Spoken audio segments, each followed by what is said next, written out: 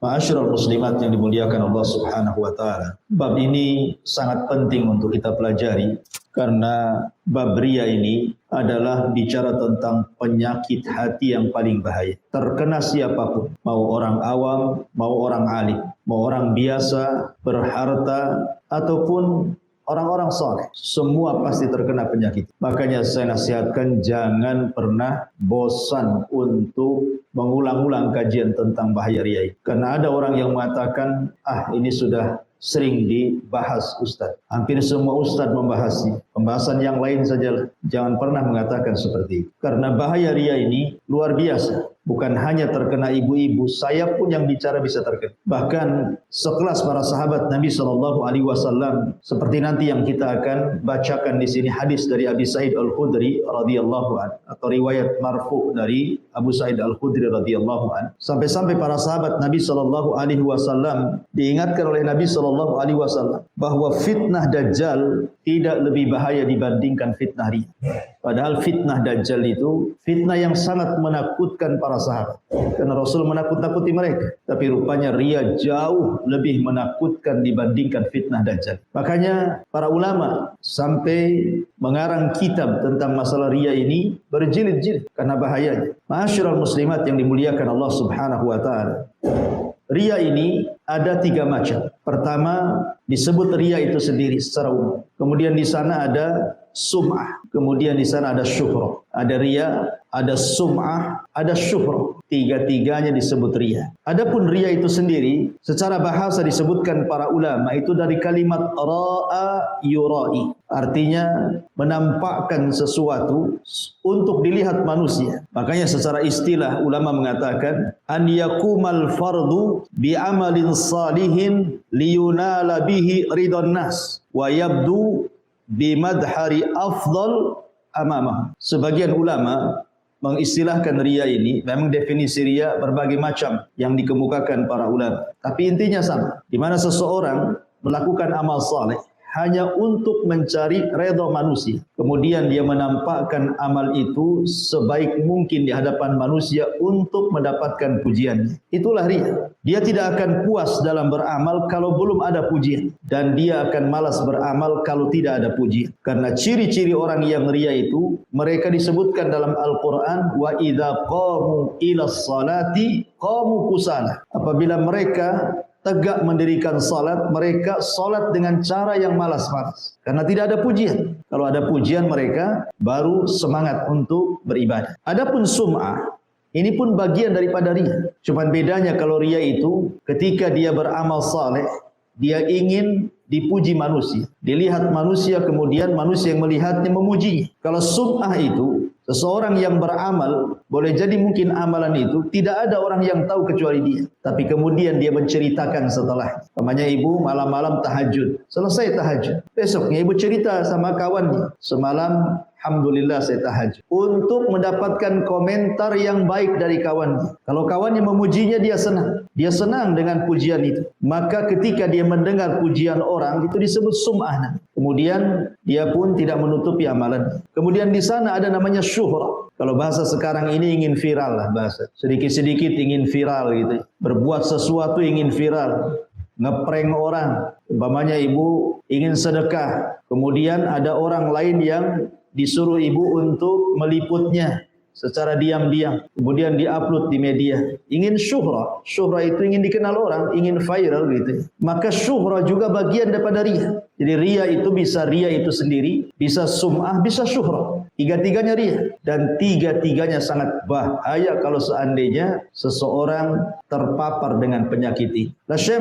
Syekh Muhammad ibn Abdul Wahhab rahimahullahu ta'ala dalam kitab ini, Kitabut Tauhid, ingin menjelaskan kepada kita tentang bahaya riya ini. Karena riya ini mengurangi nilai tauhid. Mengurangi nilai tauhid. Sebagian ulama mengatakan bahwa riya ini dilihat dari asal ibadah atau hanya sekedar dia nempel di sebuah ibadah. Kalau seandainya dari awal dia ibadah dia sudah riya, Ini syirkul akbar, syirik besar. Karena tidak boleh ibadah itu kecuali diberikan kepada Allah Subhanahu wa taala. Tapi kalau seandainya ibadahnya lillahi ta'ala karena Allah, kemudian di tengah jalan datang riya, lah inilah yang disebut dengan syirkul asghar, syirik kecil. Maka lihat apakah riya dari asal ibadah, awal ibadah, di mana semua ibadah yang ia lakukan untuk mendapatkan pujian, atau datang di tengah-tengah ibadah yang tadinya lillah akhirnya menjadi li ghairillah. Kalau semua ibadah dari awal ibadah dia berikan kepada selain Allah, maka ini syirkul akbar. Tapi kalau ibadahnya memang lillah, kemudian di tengah jalan ada riya, perasaan ingin dipuji orang, ingin didengar orang, supaya orang tahu dia sehingga dia syuhrah, viral dan begitu seterusnya, maka ini disebut syirkul asghar. Ini yang dikehendaki mu'allif rahimahullah ta'ala. Lah riya sendiri kenapa sampai bahaya, demikian bahaya, sampai-sampai Nabi SAW kemudian mengatakan lebih bahaya dibandingkan fitnah Dajjal. Dajjal itu sudah bahaya, karena Dajjal ini walaupun keluarnya hanya 40 hari, tetapi bisa memfitnah ribuan jiwa, tidak ada yang tahu jumlahnya kecuali Allah. Terfitnah. Tetapi kata Nabi SAW, riya lebih aku takutkan kepada kalian.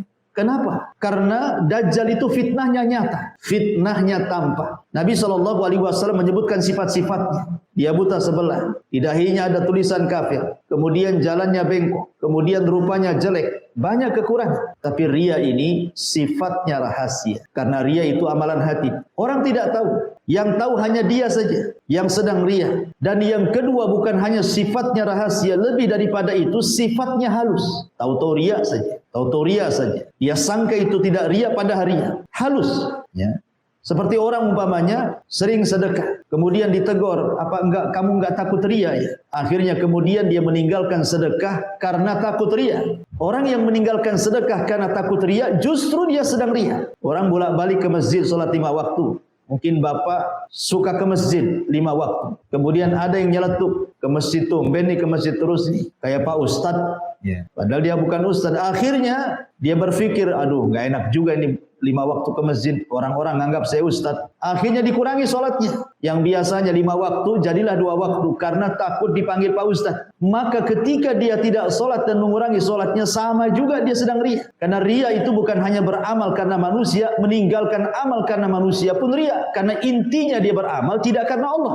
Makanya demikian bahayanya riya itu, karena bukan hanya rahasia, tapi halus datang. Sampai-sampai Nabi SAW mengistilahkan seperti semut hitam berjalan di batu yang sangat licin dan hitam di kegelapan malam. Halus sekali datangnya. Maka kenapa bab ini sangat penting sekali dipelajari? Karena bab ini sangat bahaya sekali bagi akidah dan juga tauhid seorang muslim. Karena bagaimanapun kita juga harus paham apa-apa yang bisa mengotori tauhid, Bu. Belajar tauhid penting, memupuk tauhid penting, tetapi kita juga harus paham bahwa ada penyakit-penyakit tauhid yang bisa mengurangi tauhid. Seperti umpamanya, saya contohkan ibu nanam pohon. Tidak cukup disiramkan, Bu. Lihat orang-orang yang nanam padi. Apa cukup dipupuk saja? Kan tidak. Harus ada juga penyemprot hamanya kan, Bu. Supaya padi itu bukan hanya dia sehat dengan cara dipupuk, tapi dengan disemprot hamanya juga, padi itu menjadi lebih sehat lagi. Tauhid itu bukan hanya sekedar dipupuk saja, tapi juga kita berusaha untuk menghindari penyakit-penyakit tauhid yang bisa menjadikan kurangnya nilai tauhid kita di hadapan Allah Subhanahu wa ta'ala. Ma'asyiral muslimat yang dimuliakan Allah Subhanahu wa ta'ala. Allah Subhanahu wa ta'ala berfirman di sini, mu'alif rahimahullahu ta'ala mencantumkan surah Al-Kahfi ayat 110. Qul innama ana basyarun mithlukum yuha ilayya annama ilahukum ilahu wahid faman kana yarju liqa'a rabbih falyamal amalan salihan wala yusyrik biibadati rabbih ahada. Katakan ya Muhammad, sesungguhnya aku hanyalah seorang manusia seperti kalian. Akan tetapi aku diberi wahyu oleh Allah Subhanahu wa taala. Di sini Allah Subhanahu wa taala katakan kepada Nabi SAW, ya Muhammad, katakan, innama ana basyarun, saya ini manusia. Sebenarnya para sahabat tahu bahwa Nabi itu manusia. Mereka sudah tahu. Nabi pun sudah tahu dia manusia. Sahabat pun tahu dia manusia. Kita pun tahu bahwa Nabi itu manusia. Bukan malaikat, bukan jin. Kenapa Allah Subhanahu wa ta'ala menekankan agar dia mengatakan saya manusia, padahal manusia tahu dia manusia? Supaya seseorang jangan berlebihan meletakkan posisi Rasul di luar daripada apa yang telah didudukkan Allah Subhanahu wa taala. Supaya jangan hulu. Makanya dalam syahadat itu ada kalimat abduhu wa rasul. Bahwa dia itu hamba Allah dan rasulnya. Hamba fala yu'bad, jangan disembah. Wa rasulun fala yukadzab, jangan didustakan. Karena dia rasul. Kita tetap menghargai, memuliakan, menghormati, tidak boleh menghina, tidak boleh melecehkan rasul. Tetapi kita tidak boleh melebih-lebihkan di atas apa yang Allah sudah letakkan bagi Nabi SAW. Karena ada sebagian manusia terlalu ekstrim. Di zaman Rasul saja ada orang yang mengatakan Masya Allah wa syi'ta, atas kehendak Allah dan engkau wahai Rasul. Rasul marah dan mengatakan Masya Allah wahda. Jangan katakan atas kehendak Allah dan kamu, cukup katakan atas kehendak Allah saja. Rasul takut kalau dia disejajarkan dengan Allah Subhanahu wa taala.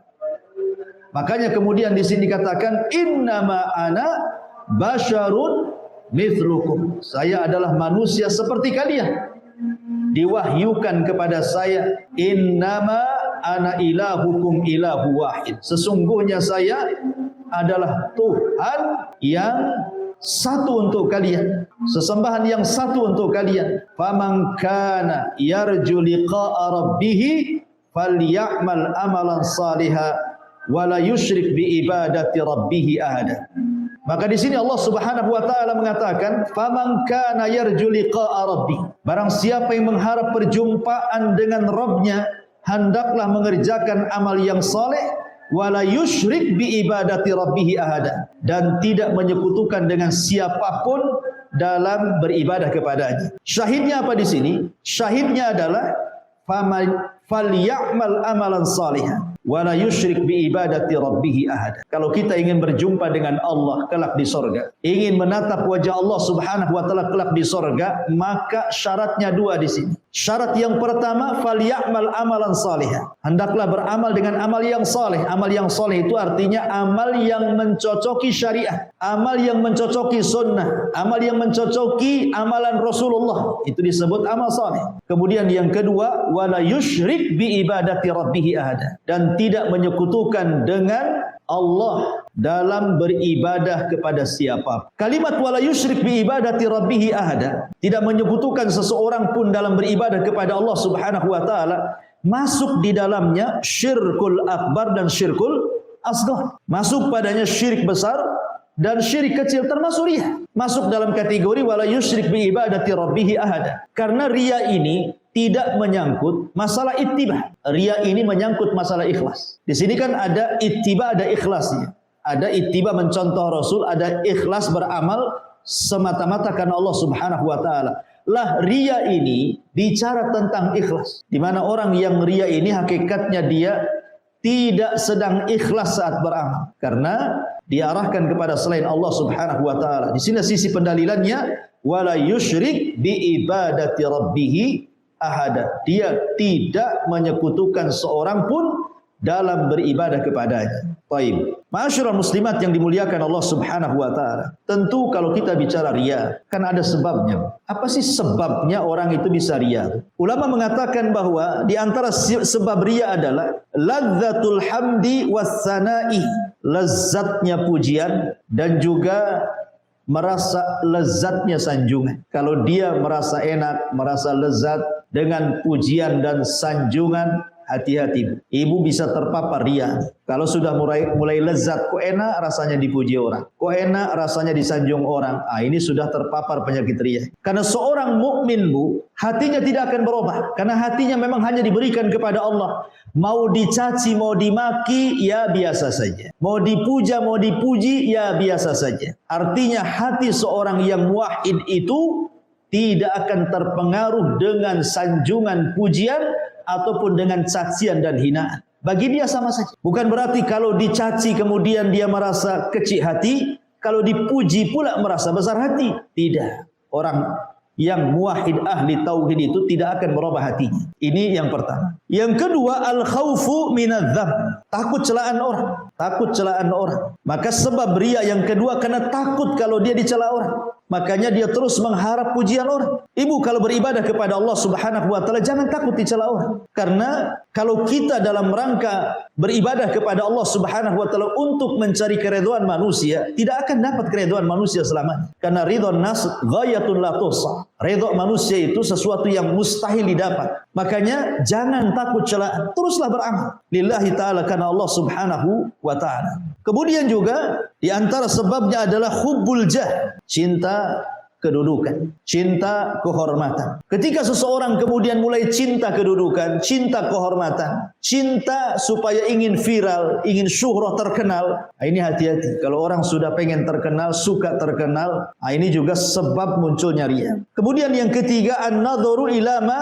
yamlikuhul akharun wa tama'u fihi. Dia melihat hal-hal yang dimiliki orang lain, kemudian dia merasa tamak, merasa hasad ingin memilikinya. Ini juga salah satu sebab datangnya riya, tamak dan juga hasad. Ma'asyiral muslimat yang dimuliakan Allah Azza wa Jalla, oleh karena itulah maka untuk menghindari sebab-sebab riya ini, beramalah karena Allah Subhanahu wa taala. Jangan sekutukan Allah dengan manusia, ingin mendapatkan pujian dari manusia. Karena nanti pada hari kiamat kita disuruh untuk datang kepada orang-orang yang ketika di dunia memuji kita. Karena Allah katakan, cari pahala dari mereka, maka kita tidak akan dapat. Ma'asyiral muslimat yang dimuliakan Allah Subhanahu wa taala. Sebagian para ulama mengatakan bahwa riya itu bisa terjadi kepada badan, bisa terjadi kepada penampilan, bisa terjadi kepada ucapan, bisa terjadi kepada amalan, dan bisa terjadi kepada orang yang diikuti atau hal-hal yang lainnya. Contoh umpamanya terjadi pada badan kita. Seperti umpamanya seseorang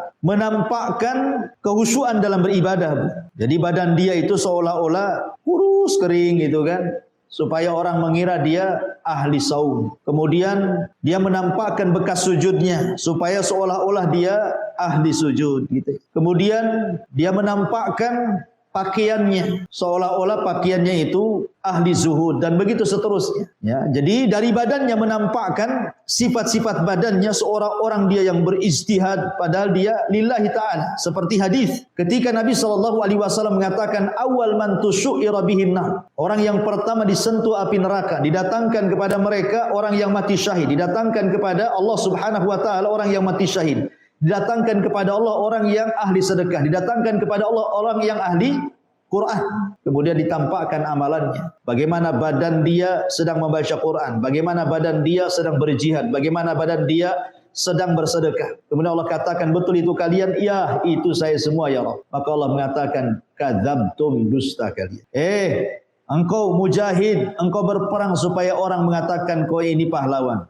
Engkau ahli sedekah, kau bersedekah supaya orang-orang menyangka kau dermawan. Engkau yang punya ilmu dan pakar Quran, kau melakukan supaya orang menganggap engkau ini qari, seorang pakar Quran. Kemudian yang kedua, dalam penampilan. Saya katakan tadi, ya kurang lebih badan dengan penampilan.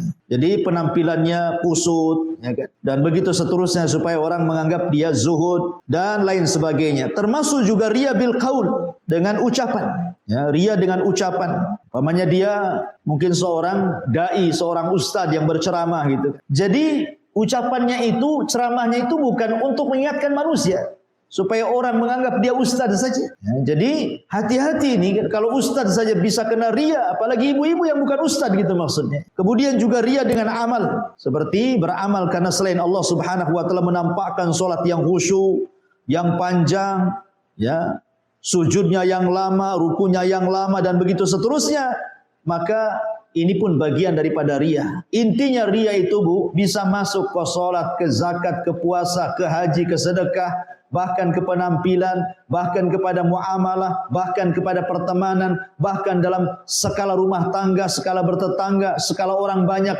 Riya itu masuk kemana saja. Bahaya sekali riya itu. Ya. Makanya Imam Nawawi rahimahullahu ta'ala ketika menjelaskan tentang bahaya riya dan sum'ah, Imam Nawawi mengatakan, wa kama anna riya muhbitun lil amali, kadzalika at-tasmi' wa huwa an ya'mala lillahi fil khalawat thumma yuhaddisun nasa bima amil. Sebagaimana riya bisa menggugurkan amal, begitu juga sum'ah, di mana seseorang beramal karena Allah dalam kesendirian, kemudian dia menceritakan hal itu kepada manusia. Ma'asyiral muslimat yang dimuliakan Allah Azza wa Jalla, nanti terakhir pembahasan kita akan menjelaskan kisah-kisah para ulama, bagaimana mereka menjaga keikhlasan. Kemudian di sini mu'alif rahimahullahu taala menyebutkan dua riwayat. Pertama riwayat Imam Muslim, hadis marfu dari Abu Hurairah radhiyallahu an, Nabi sallallahu Allah Subhanahu wa taala berfirman, "Ana aghna syuraka anisyirki. Man 'amila amalan asyraka ma'iya fihi ghairihi taraktuhu wa syirkah." Allah Subhanahu wa taala berfirman dalam hadis qudsi, berarti hadis qudsi ini adalah hadis yang redaksinya ada yang mengatakan dari Allah dan juga ucapannya dari Allah. Ada yang mengatakan redaksinya dari Nabi, tetapi ucapannya dari Allah Subhanahu wa taala. Tetapi tentu dibedakan hadis qudsi dengan Al-Qur'an. Yang menjadi kekhususan Al-Qur'an tidak ada dalam hadis qudsi. Seperti kalau baca Quran sebagian ulama harus berwudu, hadis qudsi tidak. Seperti dalam salat kita membaca Al-Qur'an tapi tidak boleh membaca hadis qudsi. Ya, dan begitu seterusnya. Kalau Quran kan diibadahi bacaannya, tetapi hadis qudsi tidak. Kecuali kalau dia mempelajarinya dapat pahala. Tapi kalau dibaca saja tidak seperti Quran, satu huruf dapat 10 pahala. Lah Allah Subhanahu wa taala berfirman dalam hadis qudsi, "Ana aghna, aku tidaklah butuh asyuraka dengan sekutu-sekutu yang lain." Kalimat aghna dalam bahasa Arab itu disebut ismu tafdil. Isim tafdil. Isim tafdil itu artinya isim yang berkonotasi atau yang memiliki makna berlebihan. Artinya ketika Allah mengatakan aghna, saya tidak butuh dengan sekutu-sekutu yang lain. Ana aghna syuraka anisyirki. Kalimat aghna menunjukkan bahwa Allah adalah ghaniyun. Dia zat satu-satunya, zat yang maha kaya, yang tidak berhajat kepada siapapun. Beda dengan kita makhluk yang lemah, berhajat kepada Allah. Allah tidak berhajat kepada siapapun. Dia adalah somad. Qul huwallahu ahad, Allahus somad. Tempat bergantung semua makhluknya. Jadi Allah itu maha kaya, tidak berhajat kepada siapapun. Bahkan tidak berhajat kepada ibadah manusia. Sebab kalau seandainya satu dunia kufur, tidak mengurangi kekuasaan Allah. Sebagaimana ketika satu dunia beriman tidak menambah kekuasaan Allah. Karena dia aghna, maha kaya, tidak berhajat kepada siapa. Ana aghna syuraka anisyirki. Aku tidaklah butuh dengan sekutu-sekutu yang lainnya. Man amila amalan asyraka ma'i fihi ghairi taraktuhu wa syirkah. Barang siapa yang berbuat sesuatu yang tercampur dengan perbuatan menyekutukanku dengan selainku, maka aku akan meninggalkannya, maksudnya amalannya, wa syirkahu dan kesyirikannya. Amalannya ditinggalkan, juga kesyirikannya ditinggalkan. Artinya dia termasuk orang yang rugi. Persis seperti firman Allah Subhanahu wa taala, la in asyrakta la yahbatanna amaluka wa la takunanna minal khasirin. Kalau engkau melakukan kesyirikan, hancur lebur amalanmu dan engkau termasuk orang yang rugi. Kenapa rugi? Karena Allah mengatakan dalam hadis qudsi, taraktuhu wa syirkahu. Kutinggalkan amalannya dan kutinggalkan juga kesyirikannya. Rugi dia. Ya, amilatun nasibah tasla naran hamiyah.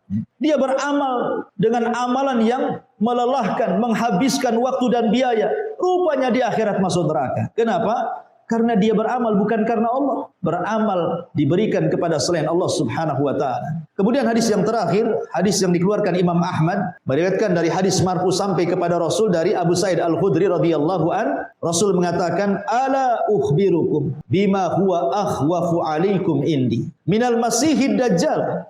Qalu bala ya Rasulullah. Qala asyirkul khafi yaqumur rajulu fayusalli fayuzayyinu salatahu lima yara min nadhari rajul. Nabi SAW di sini bersabda kepada para sahabatnya, maukah kalian aku beritahu sesuatu yang lebih aku khawatirkan daripada Al-Masih Ad-Dajjal. Disebut Masih, ada yang mengatakan karena dia mamsuhul ain. Mata Dajjal itu separuhnya buta, makanya buta sebelah. Sebut a'war. Ada yang mengatakan al-masih itu li sur'ati karena sur'ah karena cepat dia melangkah mengelilingi dunia dengan sangat cepat. Ya, karena li sur'atihi karena cepatnya dalam hitungan 40 hari dia bisa mengelilingi dunia, kutubnya dan daerah normalnya dalam 40 hari. Menunjukkan bahwa Dajjal diberikan kemampuan oleh Allah Subhanahu wa taala untuk memfitnah manusia. Kata Nabi SAW, maukah kalian aku beritahu sesuatu yang lebih aku khawatirkan daripada Al-Masih Dajjal? Kenapa Rasul mengatakan seperti itu? Bukankah Al-Masih Dajjal ada sesuatu yang ditakutkan manusia sampai kita juga setiap solat itu kan berlindung. Allahumma inni a'udzubika min adzabil qabri wa min adzabi jahannam, wa min fitnati al-mahya wal mamat, wa min fitnati syarri masihid dajjal. Setiap salat kita berlindung dari dajjal ini karena bahayanya besar. Tapi rupanya Nabi SAW mengatakan bukan fitnah dajjal yang dikhawatirkan Nabi SAW. Sehingga para sahabat menjawab, tentu wahai Rasul, fitnah apa itu yang lebih menakutkan dibandingkan dajjal? Maka Rasul mengatakan syirkul khafi, syirik yang sifatnya rahasia. Dari sini kata para ulama, ada yang membagi syirik itu menjadi 3. Yang pertama syirkul akbar, yang kedua syirkul asghar yang merupakan riya, yang ketiga syirkul khafi. Ada ulama membagi syirik itu kepada 3. Ada syirik besar, ada syirik kecil maksudnya riya, ada syirkul khafi. Syirkul khafi ini bisa masuk pada syirkul akbar, bisa masuk pada syirkul asghar. Tapi konteks dalam pendalilan mu'alif rahimahullah dalam kitab tauhid ini, maksudnya di sini syirkul khafi di sini maksudnya adalah yang masuk pada kategori syirkul asghar yang kita sedang bahas, penyakit riya. Kemudian Nabi SAW mencontohkan apa itu syirkul khafi. Tatkala seseorang berdiri mengerjakan solat, ketika ada orang lain menyaksikannya, maka dia lantas membagus-baguskan solatnya. Ketika dia sedang solat, tiba-tiba dia memperpanjang bacaannya, memperpanjang sujudnya, memperpanjang berdiri dan rukunya supaya dipuji orang. Itulah syirkul khafi. Kenapa disebut khafi? Karena riya itu adalah amal hati. Riya itu penyakit hati, bukan penyakit badan. Jadi hatinya yang riya, karena kesannya ada orang sholat itu nampaknya khusyuk, dia tidak tahu kalau hatinya itu supaya dilihat manusia. Nampak orang baca Quran itu Masya Allah lezatnya, kita tidak tahu yang sedang membaca itu rupanya sedang riya. Ada yang sok-sok amanah buat laporan gitu ya. Kita buat laporan keuangan, nanti disangka tidak amanah. Rupanya dalam hatinya ada riya supaya dia orang yang amanah. Seperti itu ya. Jadi setan ini pandai, dia masuk kepada bab-bab yang merupakan kebaikan. Amanah kebaikan, solat kebaikan, baca Quran kebaikan. Tapi setan masuk di situ. Jadi setan itu tidak menyuruh kepada kejahatan. Buatlah kau zina, buatlah kau minum khamr, buatlah kau berdusta, buatlah kau gibah. Tidak, kadang-kadang setan juga menyuruh solat kamu yang baik, puasa kamu yang baik, zakat kamu yang baik, jadilah kau yang amanah. Kemudian masuk pula dia di solat, di zakat, di puasa, di amanah, supaya amalannya dipalingkan kepada selain Allah Subhanahu wa taala. Naudzubillah.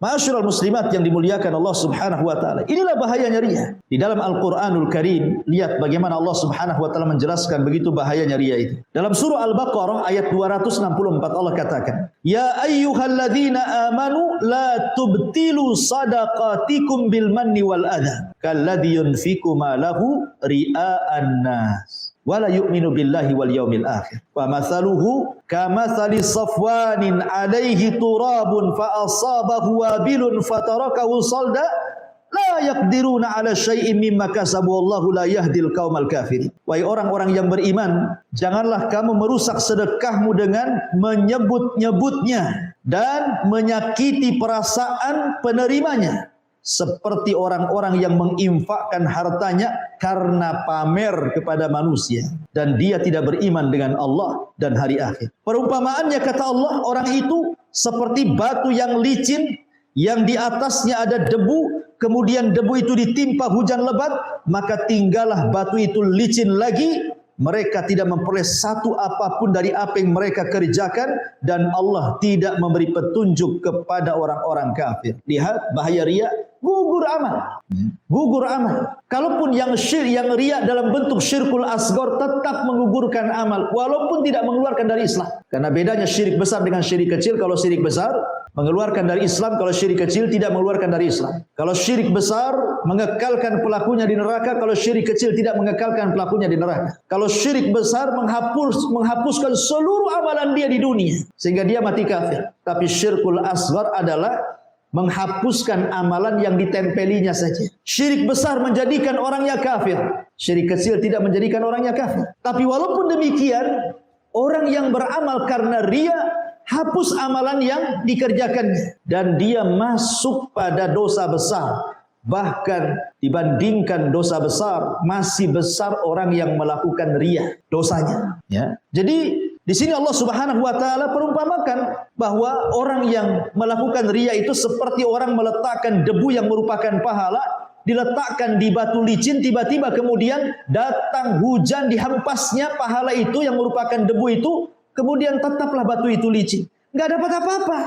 Ya. Na'udzubillah. Ini satu ayat dalam Al-Baqarah 264. Kemudian dalam surah Al-Qalam ayat 42 Allah mengatakan, "Yauma yakshifu an saqin wa yud'auna ila sujudi fala yastati'un." Pada hari betis disingkapkan dan mereka dipanggil untuk sujud, mereka pun tidak kuasa untuk sujud. Ayat ini ditafsirkan oleh sebuah hadis namanya tafsir hadis, tafsir ayat dengan hadis. Sebaik-baik tafsir ayat dengan ayat, tapi di sana ada tafsir ayat dengan hadis. Dari Abi Sa'id Al-Khudri radhiyallahu anhu, dia mengatakan, aku mendengar Nabi sallallahu alaihi wasallam bersabda, "Yakshifu rabbuna an saqihi fayasjudu lahu kullu mu'minin wa mu'minatin wa yabqa man kana yasjudu fid dunya riya'an wa sum'atan fayadhhab liyasjuda fayauda dhahrahu tabaqan wahidan." Dari Abu Sa'id Al-Khudri, dia mengatakan bahwa Nabi pernah bersabda, pada hari kiamat Allah akan menyingkapkan betisnya sebagian kekuasaannya. Maka bersujudlah kepadanya semua orang mukmin laki-laki dan perempuan. Dan tinggallah orang-orang yang dahulunya ketika di dunia sujud karena riya dan pamer. Mereka berupaya untuk melakukan sujud tetapi punggungnya kembali berbalik menjadi tegak dan tidak bisa sujud kepada Allah Azza wa Jalla. Kenapa? Karena di dunia dia tidak sujud kepada Allah. Ketika dia riya tidak dalam rangka untuk Allah. Ketika dia sholat itu sujud dia bukan karena Allah. Karena ingin dipuji orang, oh sholatnya bagus, sholatnya khusyuk. Ketika di dunia dia tidak sedang sujud kepada Allah, maka di akhirat diharamkan dia sujud kepada Allah Subhanahu wa taala. Lihat bagaimana bahayanya riya dalam surah Al-Qalam ayat 42. Kemudian juga Nabi sallallahu alaihi wasallam, tadi sudah saya singgung hadis tentang awwalun nas yuqdalahum yaumal qiyamah. Orang yang tiga manusia yang pertama kali akan dihisab di hadapan Allah Azza wa Jalla. Bahkan yang pertama kali disentuh api neraka, orang yang mati syahid karena riya, orang yang bersedekah karena riya, orang yang mempelajari Quran karena riya.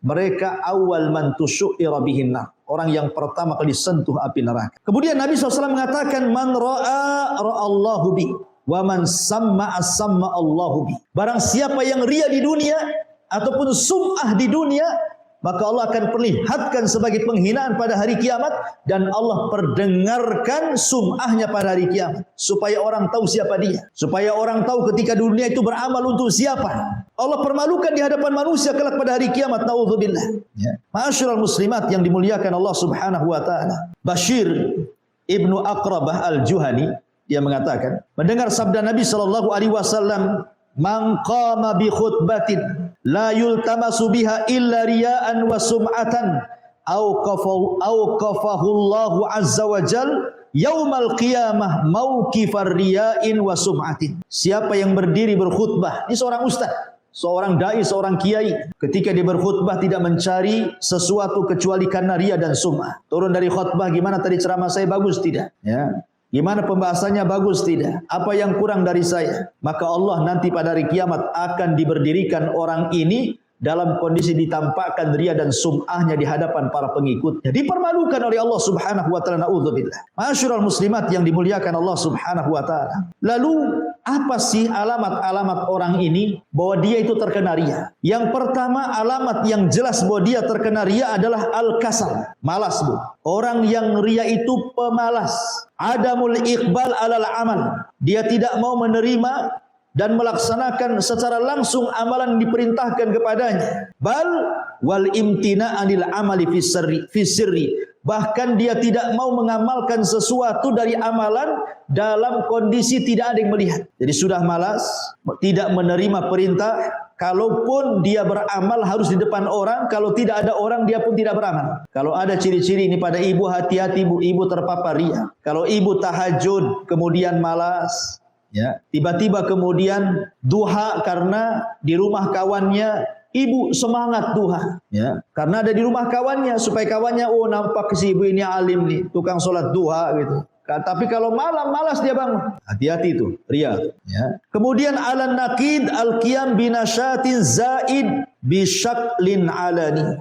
Kalau tadi malas beribadah, kecuali karena dilihat manusia. Sebaliknya ada orang yang semangat ibadah tetapi karena ingin dilihat orang. Ya. Yang satu malas, yang satu semangat gitu ya. Itu dua-duanya ria.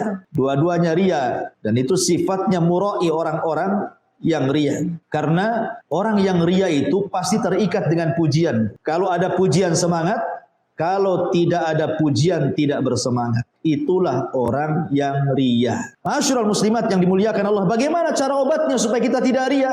Pertama nih Bu, perbanyak belajar, kemudian kuatkan akidah dan tauhid Ibu. Karena hanya belajar dan menguatkan tauhid inilah yang bisa menangkal dari penyakit ria. Semakin kuat ilmunya, pengetahuannya, insyaallah kita bisa menangkal ria. Yang kedua, berusaha untuk ikhlas. Ya. Ikhlaskan dalam setiap amal, letakkan ikhlas dalam hati. Pujian dengan cacian sama saja. Coba belajar seperti itu, insya Allah terlepas daripada ria. Yang ketiga, hindari pujian orang. Kalau orang sudah memulai memuji Ibu, tinggalkan orang itu. Jangan didengar.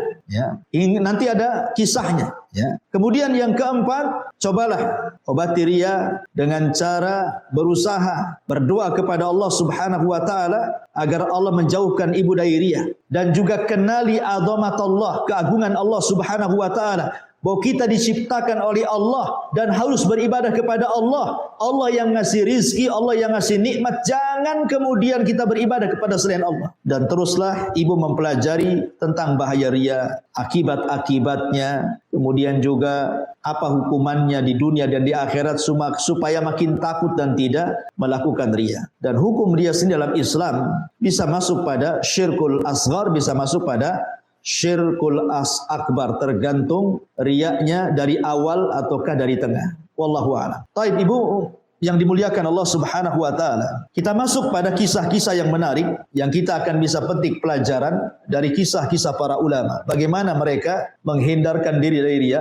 dan berusaha untuk ikhlas. Pertama, dahulu ada seseorang yang bernama Abdurrahman ibnu Abi Layla. Abdurrahman ibn Abi Layla. Abdurrahman ibn Abi Layla ini yusalli fi baitihi. Dia salat sunnah di rumahnya. Fa idza sya'ara bi ahadin qata'a salatan nafilati wa nama ala firashihi. Subhanallah. Jadi kalau Abdurrahman ibn Abi Layla ini sedang salat, Bu, kemudian terasa nih akan ada orang yang datang dan takut kalau seandainya ibadahnya diketahui, langsung dia batalkan sholat sunnahnya, kemudian pura-pura tidur, Bu. Ka'annahu naim, seolah-olah dia tidur. Kemudian orang-orang pun tidak tahu kalau dia orang yang rajin melaksanakan sunnah malam. Ya. Kenapa dilakukan seperti itu? Supaya jangan sampai kemudian membuka pintu ria. Gitu. Oh, kalau ibu kan enggak, Bu ya. Ketika ibu sholat makin datang orang, makin dikencangkan sholatnya, Bu ya. Nah, yang pertama. Yang kedua, disebutkan bahwa seorang laki-laki yuqalu lahu Hamzah ibn Dihqan. Ada orang namanya Hamzah ibn Dihqan rahimahullahu taala. Dia datang kepada seorang ulama besar, ulama zuhud namanya Bishr al-Hafi al-Abid al-Zahid.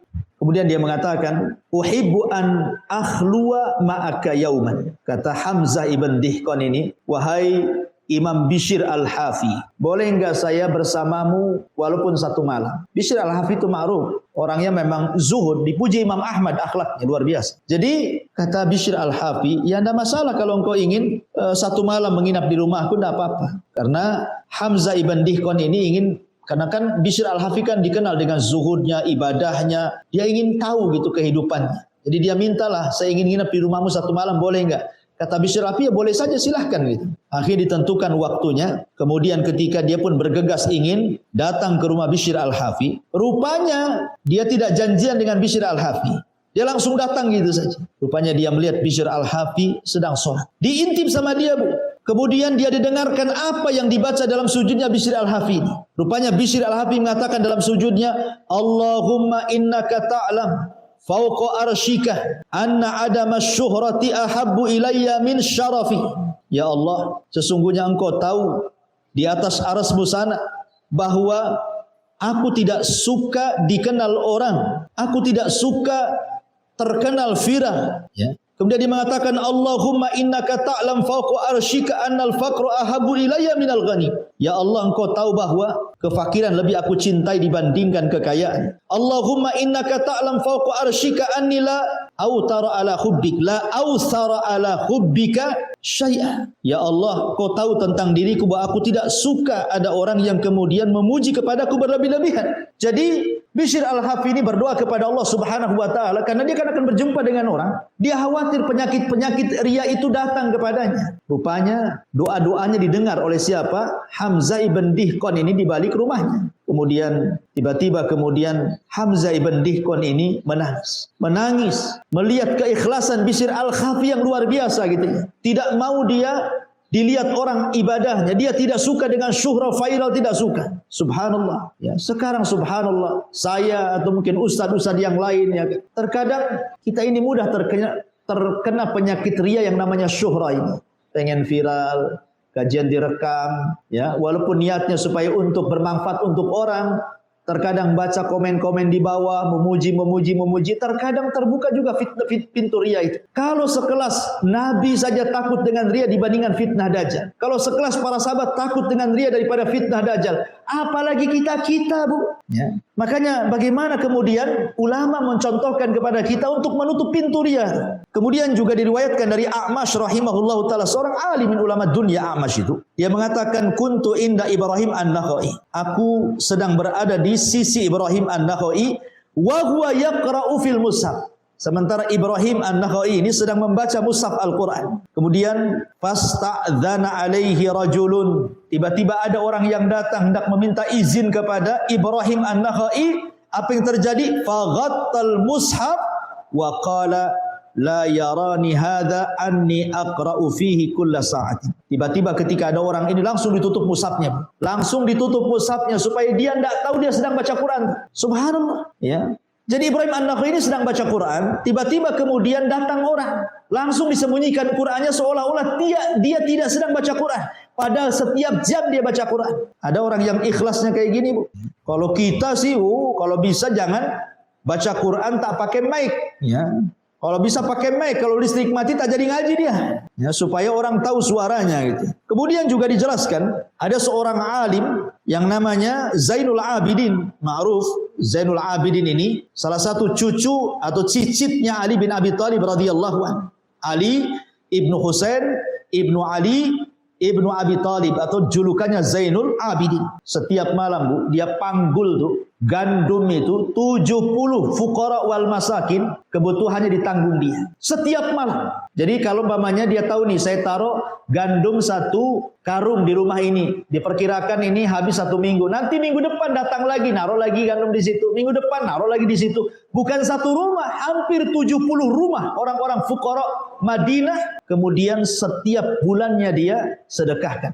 Dengan cara itu, malam-malam dia bangun, dipanggulnya beras itu, kemudian carinya orang fakir miskin diletakkan depan rumah. Manusia pun tidak tahu siapa yang meletakkan beras itu di situ. Ketahuannya setelah Zainul Abidin meninggal, tidak ada lagi beras yang diletakkan depan rumah, dan punggungnya kapalan karena setiap malam dia membopong gandum. Subhanallah. Rajulun tasaddaqa biyaminih la ta'lam minhu shimal. Seorang laki-laki yang bersedekah dengan tangannya, tidak tahu tangan kirinya. Itulah ikhlas karena takut riya. Ya. Abu Ayyub As-Sikhtiyani, ma'ruf seorang pembesar a'immah at-tabi'in, pemimpin para tabi'in, Abu Ayyub As-Sikhtiyani, dan termasuk ahli ibadah. Ya. Dia mengatakan apabila dia membacakan hadis Nabi SAW, Abu Ayyub As-Sikhtiyani, terkadang dia menangis. Apabila Nabi SAW menceritakan tentang neraka, azab, padang mahsyar dan begitu seterusnya, maka dia takut kemudian menangis. Apabila dia menangis, dia kemudian menutup dengan serbannya. Kemudian pura-pura pilek dan mengatakan, ma asyaddu zukam. Alamat parahnya pilek aku ini, katanya. Amat parahnya pilek aku ini. Di depan murid-muridnya supaya dia tidak diketahui sedang menangis. Begitu menjaga keikhlasannya para ulama dulu. Ma'asyiral muslimat yang dimuliakan Allah Subhanahu wa taala. Kemudian juga Abdullah ibn Ahmad ibn Hanbal,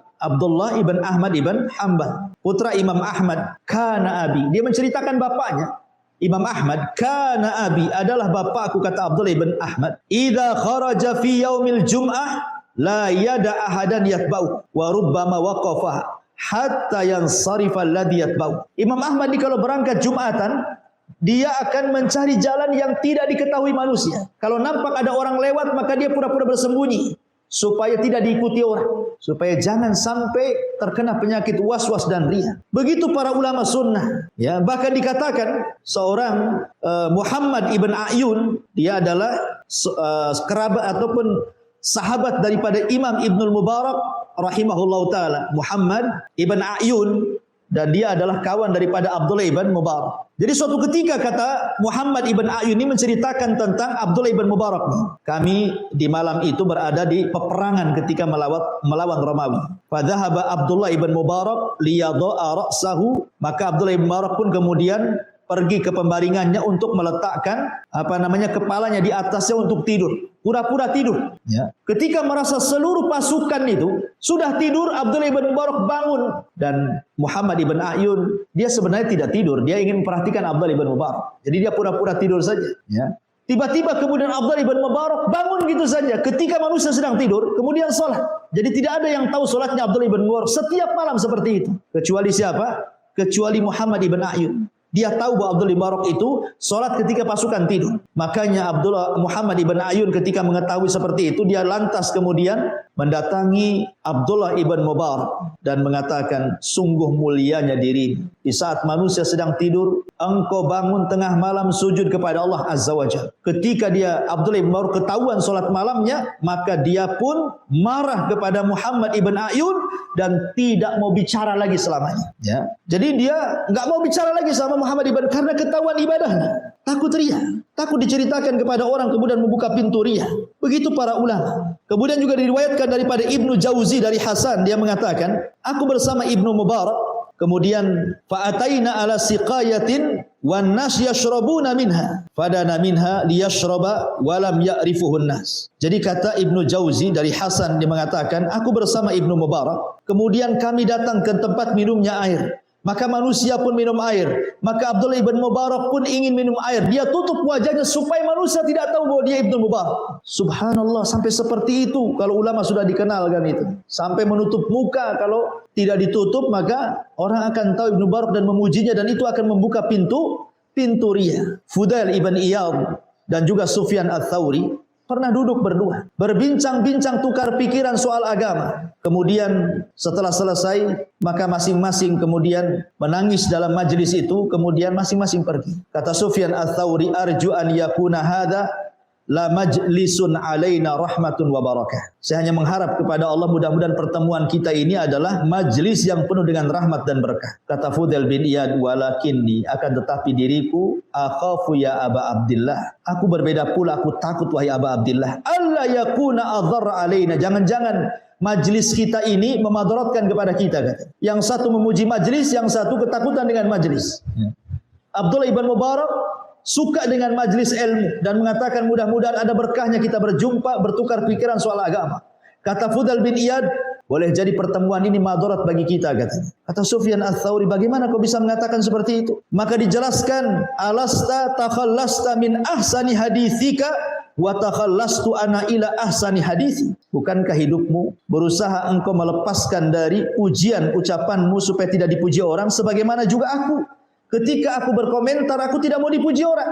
Ya. Akhirnya kemudian kata Sufyan Ats-Tsauri, sadaqta betul. Akhirnya keduanya juga menangis. Subhanallah, sampai kepada ucapan agama saja gitu kan. Fudail ibn Iyad mengajarkan kepada kita takut kalau seandainya masing-masing terfitnah tuh. Kemudian juga diceritakan dari Muhammad ibn Aslam. Jadi ada seseorang bercerita tentang Muhammad ibn Aslam dan mengatakan, aku lazamtu akthar min 20 sanatan. Aku sudah lama berkawan dengan Muhammad ibn Aslam ini. Lam arahu yusalli. Aku tidak pernah melihat dia salat. Maksudnya rak'ataini minat tatawu fi makanin yarahun nas illa yaumal jum'ah. Kata dia, demi Allah aku tidak pernah melihat Muhammad ibn Aslam ini selama aku berkawan 20 tahun dia salat di tempat keramaian manusia, salat sunnah 2 rakaat kecuali hari Jumat. Padahal dia orang yang banyak salat. Jadi ulama-ulama dulu tuh berusaha menyembunyikan salat, menyembunyikan amalan gitu ya. Ya, supaya apa? Supaya menjaga keikhlasan dan menutup pintu riya. Nah, itulah ulama dulu. Ya. Ma'asyiral muslimat yang dimuliakan Allah Azza wa Jalla, inilah di antara kisah-kisah para ulama tentang menjaga keikhlasan, menutup riya, karena sekali lagi riya ini penyakit yang bahaya. menimpa siapa saja, laki-laki, perempuan, anak-anak, orang dewasa, orang kaya, orang miskin, pejabat, rakyat, ulama, orang soleh, orang biasa, orang toleh, semua kena dengan penyakit ria ini. Dan ria ini bahaya karena menggugurkan amal. Oleh karena itulah maka berlindunglah kepada Allah seperti doa yang diajarkan oleh Rasulullah, Allahumma inni a'udzubika an nusyrika bika wa nahnu na'lam wa na'udzubika bima la na'lam. Ya Allah, kami berlindung kepadamu dari kesyirikan yang kita ketahui dan juga dari kesyirikan yang tidak kita ketahui.